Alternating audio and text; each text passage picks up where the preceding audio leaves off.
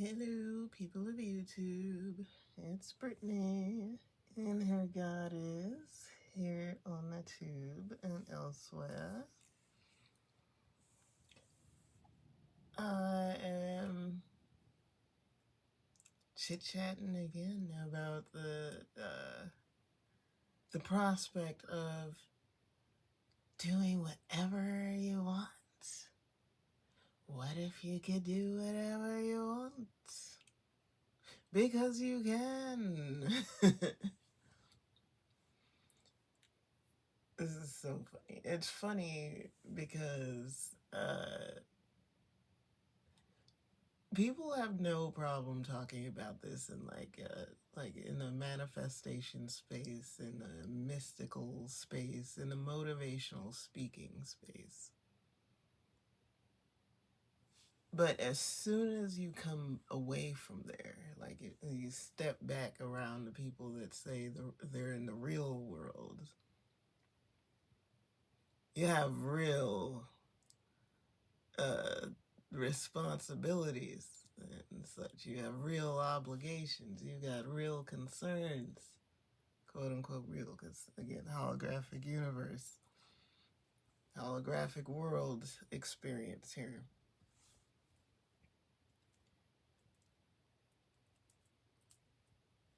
But what you choose to do when you chit chat with people, there's always a trail of how they landed there. So, yeah, somebody said, how did you come to own this bakery? Like, well, my grandmother used to bake cakes, and I learned how to bake cakes, and people really love my cakes. So I used to sell cakes out the trunk of my car, and then I saved up that money and I bought this building, and now I own a bakery. Whoop, whoop.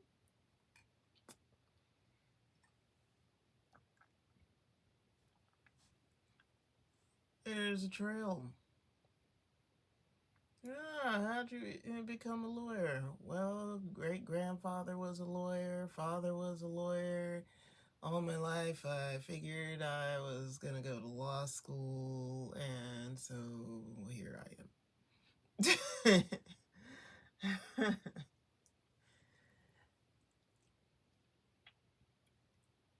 Even when there's a turn of events where where somebody ends up in a different kind of job, or it seems like a surprise to them, or it sounds like a surprise how they ended up in a particular field or doing a particular thing. There's a trail. There's there was a sprinkling. There was a something that was held on to. Either they were following a trail, or there was something that was started a long time ago. There's always something.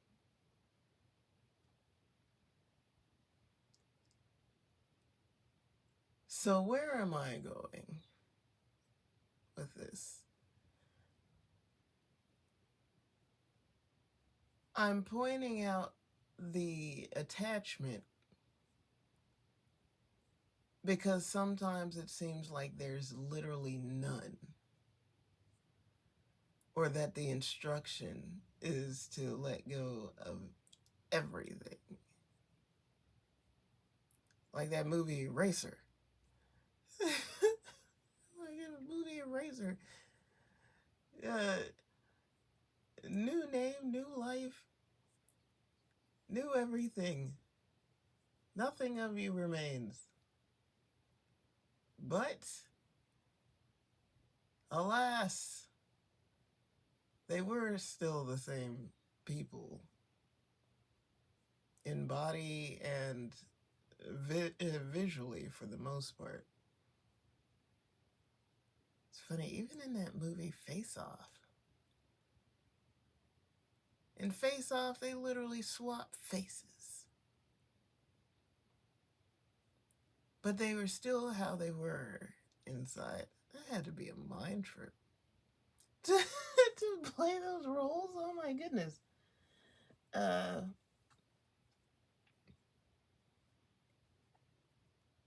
Wild. Wild. I know I dropped numerous shows and movies per video, but bear with me.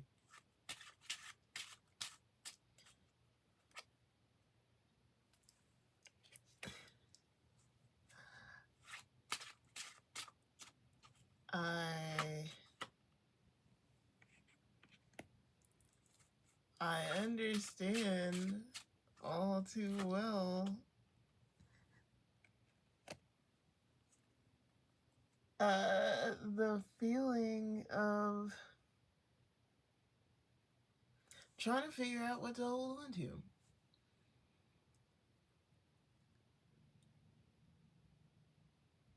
And it requires feeling in a way that I haven't before. It's not like how so many people say, oh, remember when you were a kid? No. When when I was a kid, I was not emotionally open. I was mentally open, but emotionally I had to be reserved because I had to be very concerned, observant of others' emotions.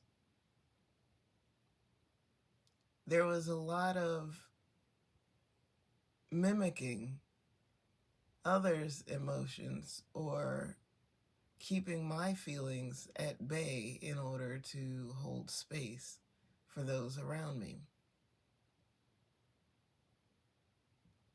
That was the only way I was getting any childhood attention. Tantrums did not work for me. Complaints did not work for me. So I used my mind to be strategic to get what I wanted, which meant I earned eyeballs by doing good deeds, by holding space, by being smart, by winning awards, by being the best at wherever I was placed.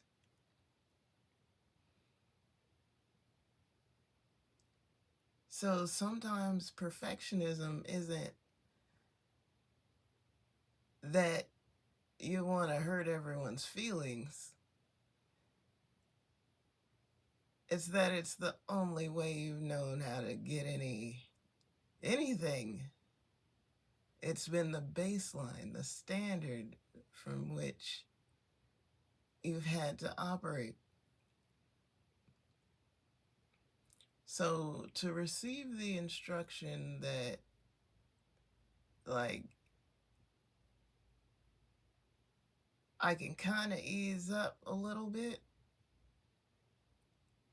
but not entirely. I'm trying to figure out, like, what is that exactly? what is that? What do you mean? Calm down. But don't drop everything.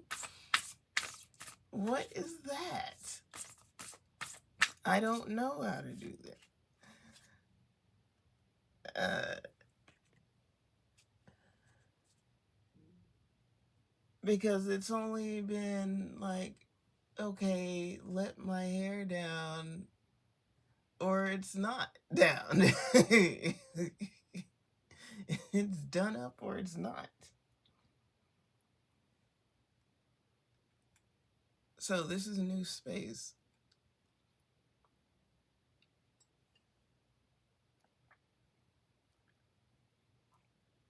And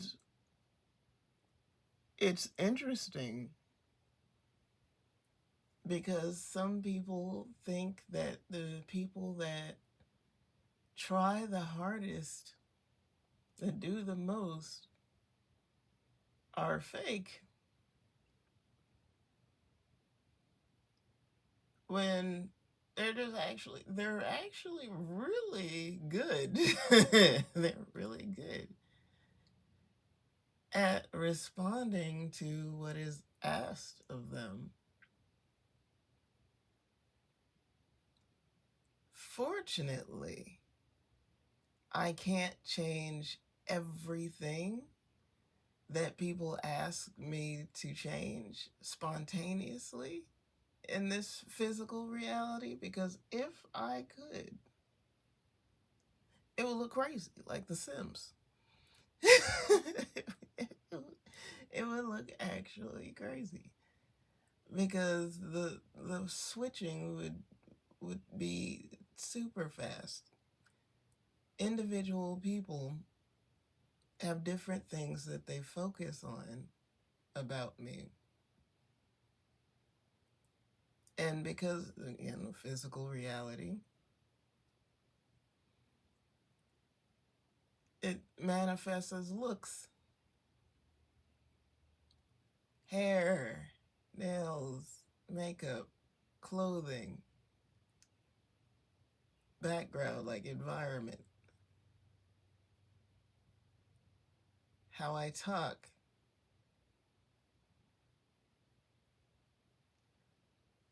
my skin color,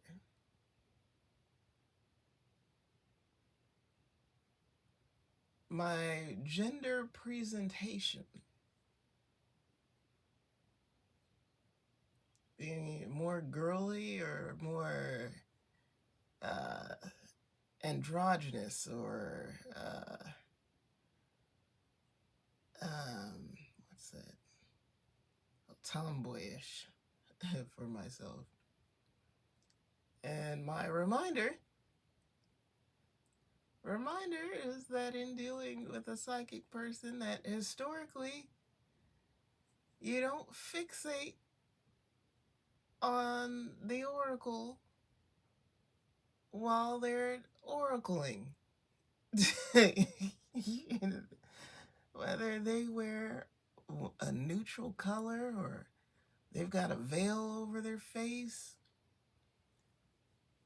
or in the Catholic Church that you're speaking to them from a booth and you don't look at them. They're on the other side of the wall as you talk.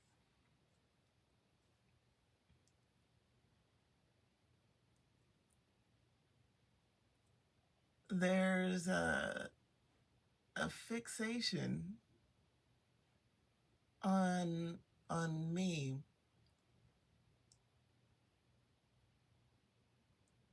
and I'm not sure how to handle,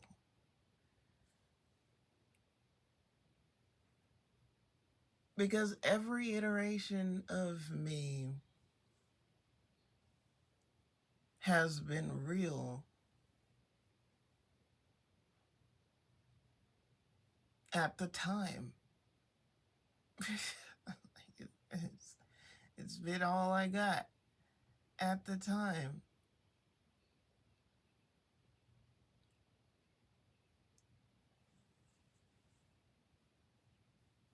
And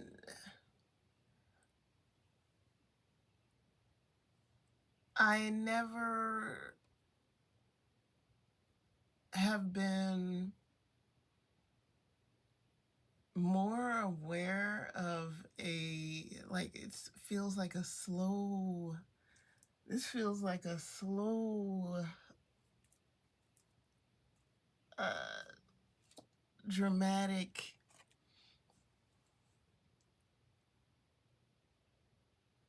change, it feels slow because if a change is spontaneously presented to me fast, I can move. But for it to be like, well, what do you like? What do you think? How do you feel? What are you oriented towards? This is excruciating.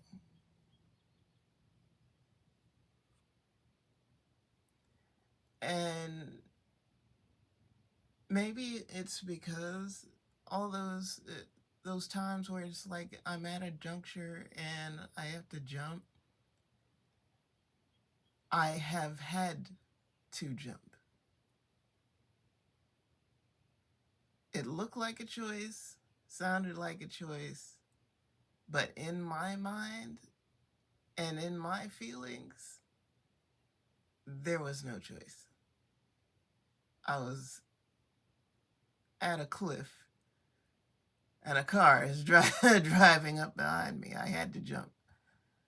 Now, some people, in hindsight, they're just like, you could have stood there and got run over. You could have jumped onto the hood. You could have done all sorts of different things. Well, to me, there was one option, and it was leap off the cliff. The car was coming. Now it's like, what do you want?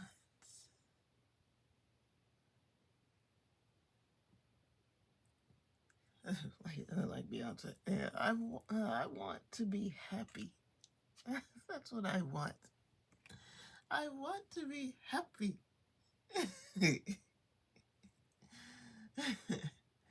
I want peace, love, and happiness is what I want. Simple. I don't want complication. I don't want to sit and marinate over a whole bunch of things. Simple.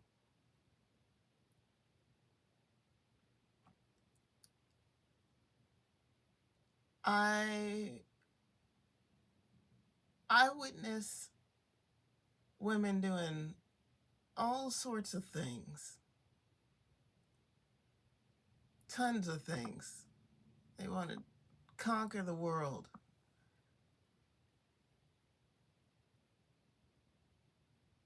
I don't. I'm just like, I'm sorry, not sorry. I don't.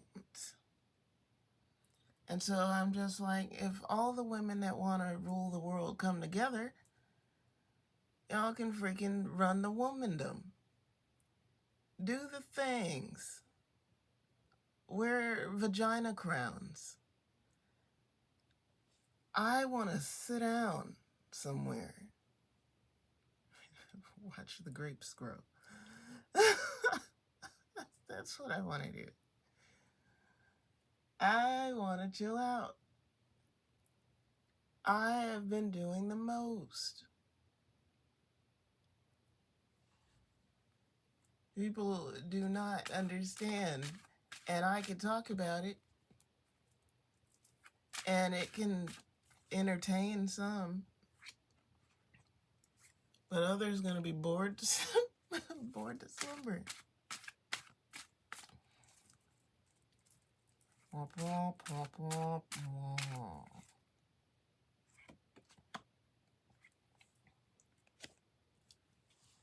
Like,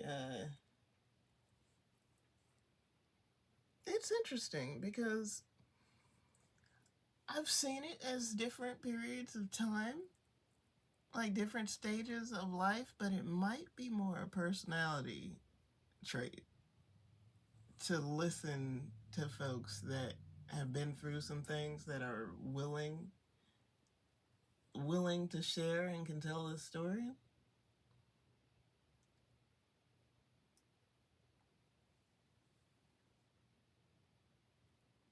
When you encounter somebody like that just at the drop of a hat can start telling you a story.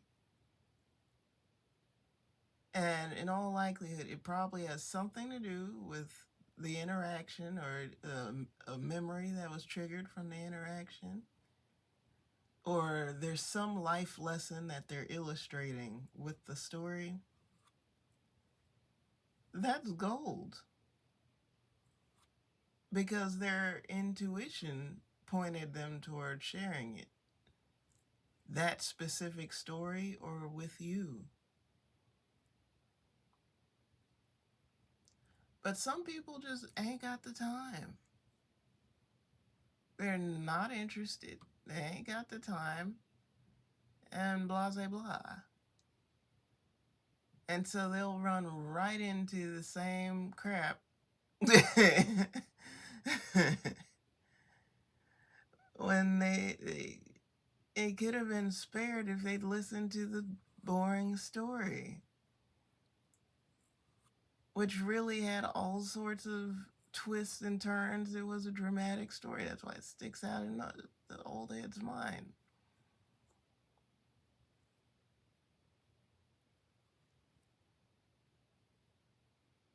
There's always something. And this could be why so many times I've been teacher's pet, coach's pet. I've been that person. Because when someone feels like prattling, I'm in there. I'm just like, oh, I know when wisdom is being dropped. Go on ahead and tell me. Tell me about what happened and how it happened. I love it.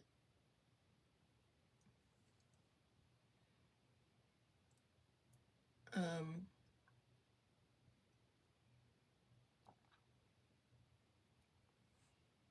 I don't even know how to talk any other way. Myself. Now I'm in this position where it's just like, okay, I look around the landscape, the tarot landscape. Like, okay, so there's a couple things that people tend to do. I could share some deck reviews. I've got enough decks to do some deck reviews. I'm like, no, I don't really feel right criticizing someone's work unless I have like a really strong grievance. And I know that if I have a really strong grievance, it's probably personal. Like, people may or may not care to hear it. But there's deck reviews. I could do astrological readings for the signs, readings for astrological events. I'm like, the astrologers got it handled. They got it. And I've talked the signs by and by. People haven't really wanted to hear that from me. I can feel like I'm aware of the fixation on how it applies to me. Specifically, what does this mean? What kind of intel is Brittany sharing right now? Which causes my mind to go in a little curly cue. Because I'm just like, why is it that you want to know without me knowing? Like, you want to interpret. You don't want me to tell you directly. You want me to tell you something and it feels like an accident. I'm just like, why? That's uncomfortable. You want to find something out about me that I didn't mean to say. Okay. How am I supposed to ignore that? It's my question. How am I supposed to act like I'm unaware of that?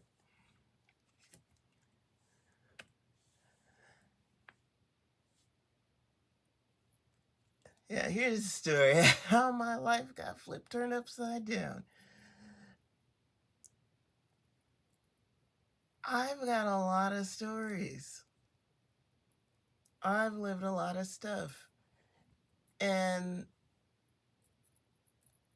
so my stuff is intertwined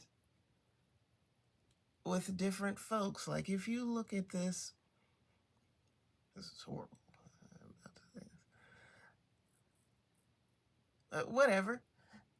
If you looked at the Nine of Wands as being like, how about lives? Let's say that, like I'm a cat with 9 lives, and I'm on my 9th. I'm there. His life has ended, but there are people, there's experiences with those past lives. You ever think about that? Just a sidebar, let's take a little journey. You ever think about that? Like, for people that have gotten, you get a cat or a dog that was from someone else and they had another name. Do you keep their name? You rename them? And even if you rename them and they answer to their new name, like, you ever think about what's in their head from their old life? If they're kind of traumatized and skittish about certain things, like, it's definitely in the forefront. Like, it's very obvious they've been through some things. If they've got an injury that they have to recover from, or some kind of like damage, they've got one eyeball now or something, then it's very obvious that they've been through something before they got to you. But if you can clear everything up, they're good as new and they have a new name. You ever think about them, thinking about their other lives or whoever owned them before as they gaze out the window?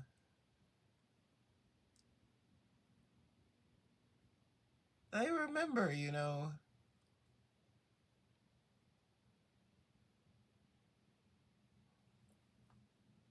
So I'm like, that's me.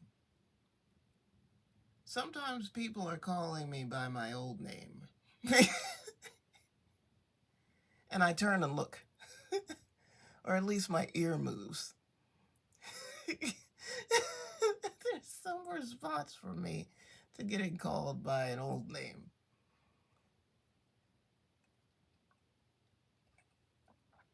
You may be like, why are you answering that? I'm like, Sparky?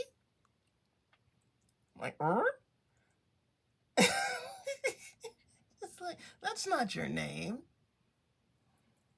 That's not your name. Rexy. Other people like, no, that's Sparky. Oh, she's Rexy to me. Come on now.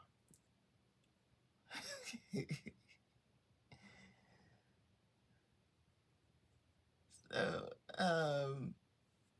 as well, and even to consider, you think of your pets as like, okay, they're a cat or they're a dog.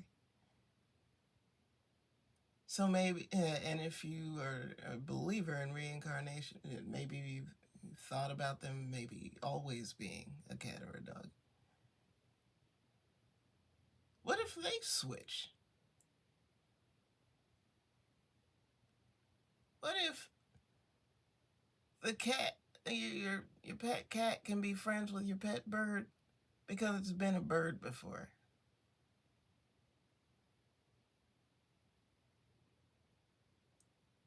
considerations.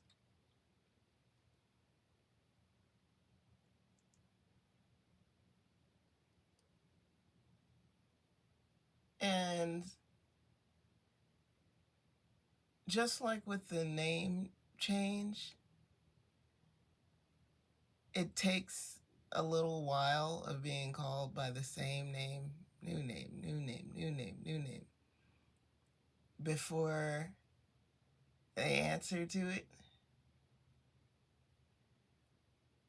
Um, that's life also. That's a life experience.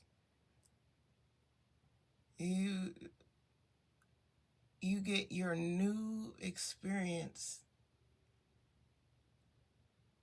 on you over and over and over until you can accept that's you now. But at first, it's your old stuff. You know, I'm thinking of this one girlie. Shouts to another Brittany. If she ever encounters me on the tube, hey, hey, girl, hey. Um, but she came from another land, a very interesting other land, interesting to us in our small town. But she talked about where she had come from a lot. And I know that some of that was nostalgia. And some of it was just the life that she was used to. It was a lot.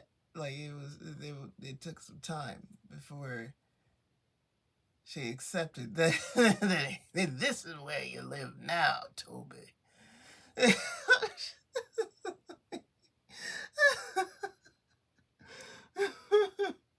Your name's Toby. This I'm terrible. This again. This is life. Things change, and it can be good.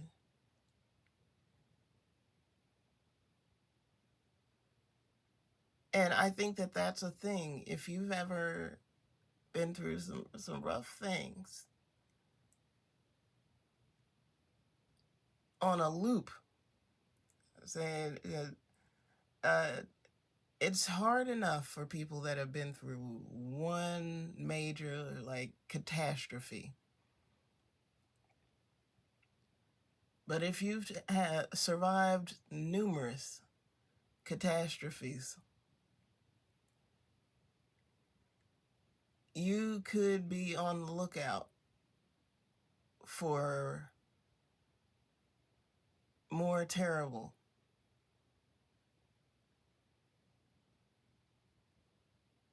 So wow, I think that's where I'm at. I've been needing to experience lots of surprise, not terrible. Surprise, surprise, surprise. It's not terrible. I'm just like, oh my God, my nerves, my nerves, my nerves, please. Please, like, just don't surprise me at all. That's not an option. Not being surprised is not an option. Except that it's not going to be terrible. Try to expect the surprise to be good.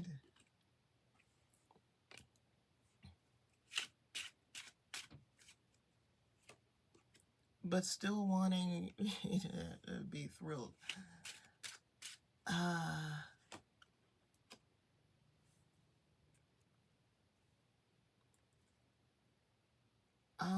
I'll be thrilled when I can expect that. I think that's the thing. I'll be thrilled when I can expect at all. I'm working on conditioning myself to expect anything because I didn't expect before. I had plans. I did not even consider that plans could go awry.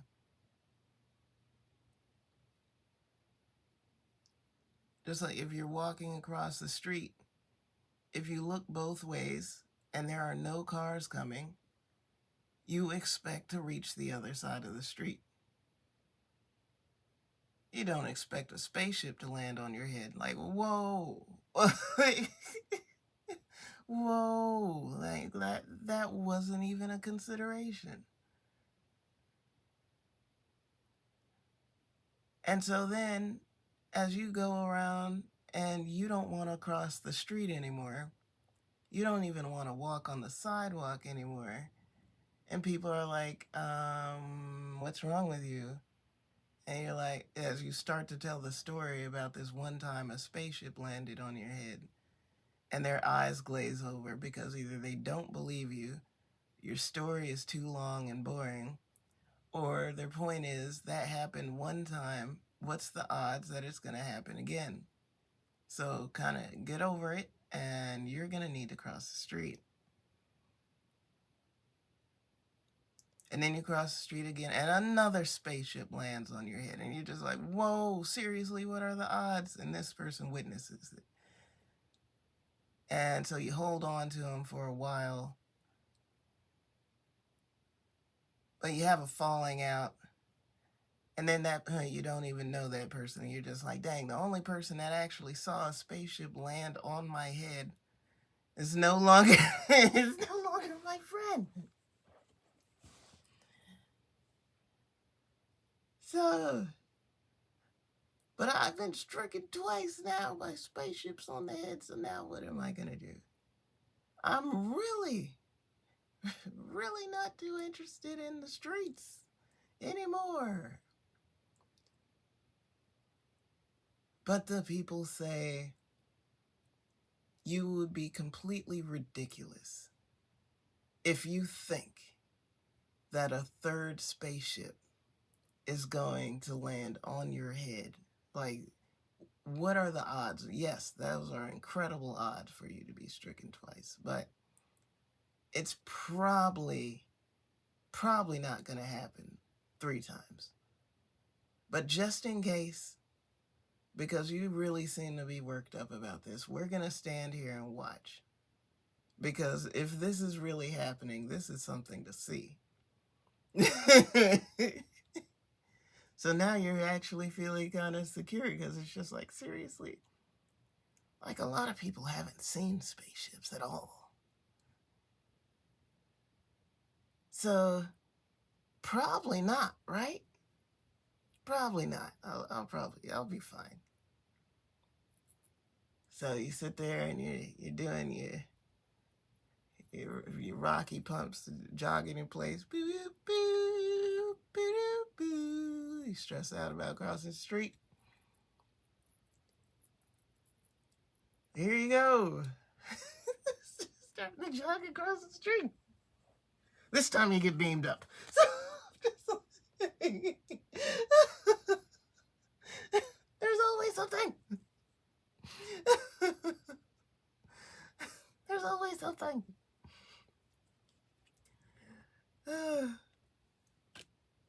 So, yeah, that's kind of where I'm at.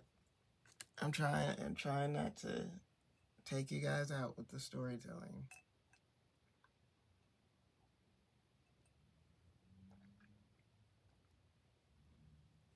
But that may be my way. Maybe that's what I'm doing with my cards. I've been putting off the storytelling, the visual storytelling, because I've been like, I don't know how to draw very well. People like, use the AI machine. The AI machine sometimes blows out something so jacked that people fixate on the jacked part. And I'm like, the jacked part wasn't even part of the story. It just messed up there. And although that's interesting, that's a divination tool in itself. It can also be distracting from the point that I'm trying to make. I'm just like, work with me, AI. Work with me.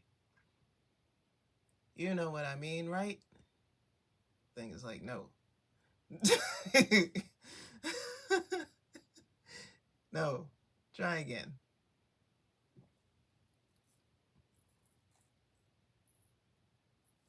So I bet anything this is how people learn to draw.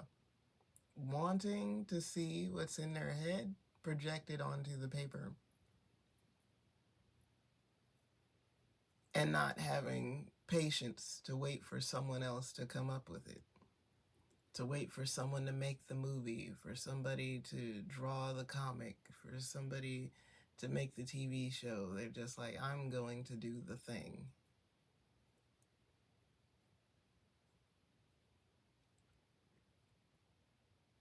I've never been insistent that I should make the thing. I've just waited. And like, if I caught the idea, someone else is going to catch the idea.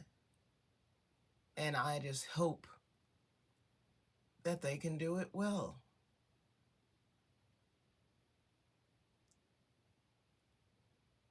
But here's the thing, there's some things that are, there's things that are specific for me. A life that's specific for me. And no one can be in my spot. Even if they want to take my spot, no one can take my spot.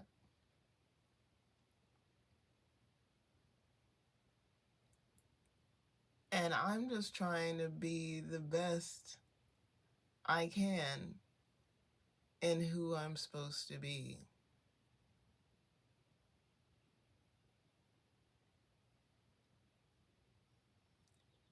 Trying not to be afraid of not being enough or not being right. I can't believe this. But it's deep. It's deep. I'm getting out of here. Alright, if you made it to the end of the video, I appreciate you. I'm sending lots of love your way and many blessings on the journey. And I'll see you in the next one.